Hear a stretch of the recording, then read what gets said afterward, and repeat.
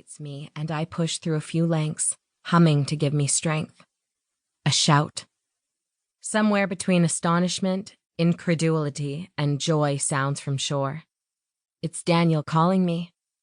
I wade out of the water and am immediately swarmed by mosquitoes.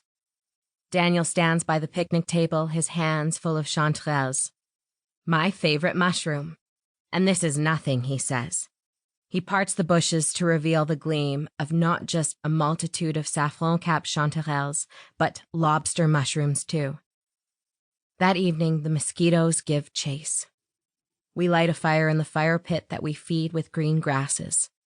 The thick smoke gives us some respite as we prepare to dry our harvest.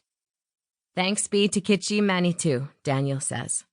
We have no idea that we've just entered nature's fast food court and that we will have many more occasions to thank the Great Spirit. A dream. A friend asked me to smudge her house haunted by a spirit. There are no windows, no light.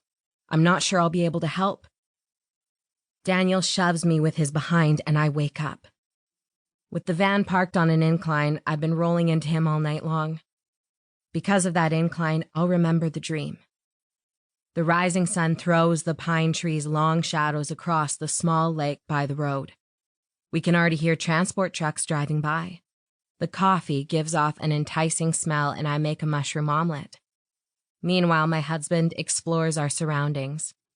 He discovers the relics of a large, well-appointed campground with concrete foundations, tumble-down buildings, and an old playground. It's as though I can hear the joyous cries of vacationing families in the wind brushing past. Where there were mines, cities are born, then die. Men and women harbor the hope that the earth's womb will provide gold or copper in perpetuity. The seam runs out. So, hope is abandoned, to be buried and left behind, eyes averted in sorrow. We drive another few kilometers and enter Matagami. Some 40 years ago, before the city was built, my mother's cousin, Jos Domind, his wife, Alessi, and their many children had their trapping grounds here, before the James Bay Agreement.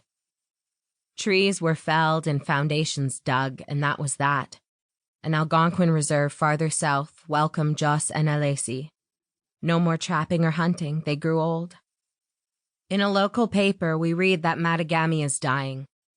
With the mines closing, the government has announced logging restrictions. Word has it that forests are truly thinning. It's no longer just a rumor. Jos and Alessi's spirits still roam this vast territory, as do their parents' and grandparents' roots. 40 years have passed, and new inhabitants quake at the thought of their precarious toehold. They hope for a diamond mine.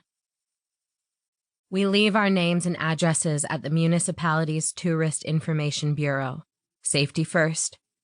Soon a sign warns, remote road, continue at your own risk. We're being told to exercise extreme caution. Here I've come to look in on the country of my Cree origins, and I'm being warned of danger. I'm torn between laughter and scorn. I touch the medicine bag hanging around my neck, and my anger dissipates. The promised solitude galvanizes us. The murmur of an inner voice evokes untamed beauty of a land to be discovered, a space to drink in with all of our being, its breath to be woven into the days and nights to come. Suddenly, we're happy. We realize it's our anniversary. Today. We stop on the shores of Lake Matagami. The wind is so strong we have to anchor the corners of the tablecloth with stones. We open a bottle of red wine in honor and drink to Jos and Alessi's spirits and to their huge lake. The main purpose of our trip is to meet up with Carolyn, my mother's aunt in Nemaska. She's the only survivor of that generation who still has memories of the Cree grandfather I never knew. We're nearing the road to Waskaganish, where my grandmother Louisa and great-uncle George were born. An artist friend lives here whom we hope to see as well. Maybe we should drive straight to Nemaska and visit my great-aunt first. Mulling over the choices, we admire the lichen and moss under the jack pines. Suddenly, out of the bush to the right, a black shape looms. My palms sweating on the wheel, I slow down. The good-sized bear...